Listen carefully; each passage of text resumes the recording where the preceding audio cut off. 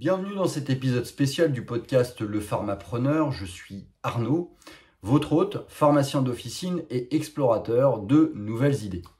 Aujourd'hui, nous allons plonger au cœur d'un sujet qui touche chacun d'entre nous, l'impact de la télévision sur notre vie et comment briser cette habitude pour évoluer vers un avenir plus épanouissant.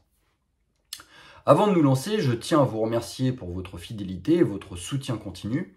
Si vous n'êtes pas encore abonné à ma page YouTube, je vous encourage vivement à le faire pour ne manquer aucun de mes contenus exclusifs, des conseils sur l'entrepreneuriat en pharmacie, la fiscalité pharmaceutique, l'investissement d'une manière plus générale ou le développement personnel.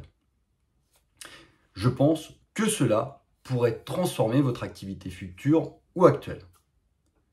Maintenant, revenons sur notre sujet du jour. Pourquoi est-il si important de remettre en question notre relation avec la télévision?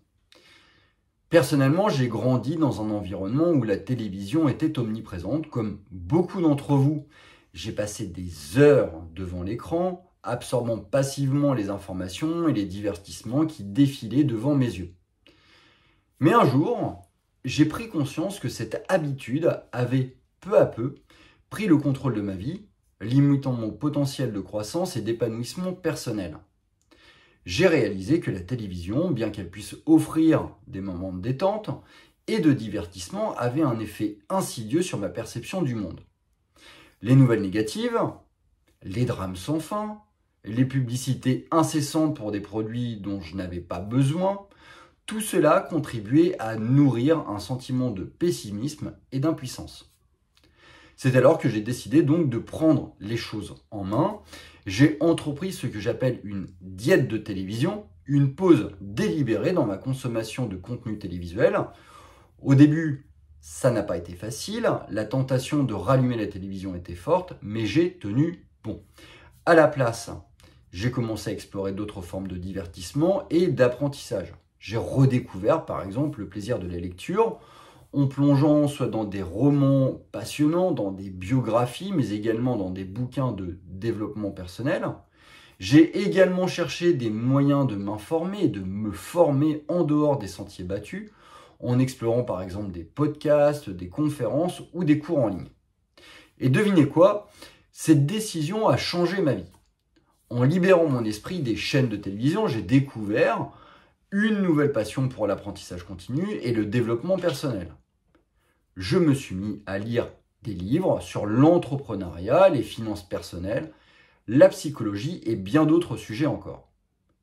J'ai réalisé que chaque minute à lire et à apprendre était un investissement dans mon propre avenir, contrairement à la télévision qui souvent nous éloigne de nos objectifs et de nos aspirations. La lecture nous nourrit, nous inspire et nous élève.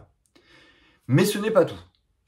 En cessant de regarder passivement la télévision, j'ai également retrouvé du temps pour d'autres activités enrichissantes. J'ai renoué avec des hobbies que j'avais oubliés, j'ai passé plus de temps avec ma famille, avec mes amis.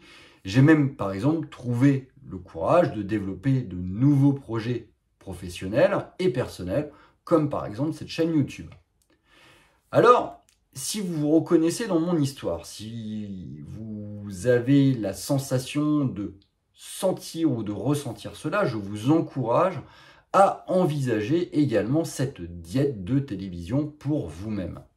Prenez une pause, même temporaire, de cette habitude qui vous retient prisonnier.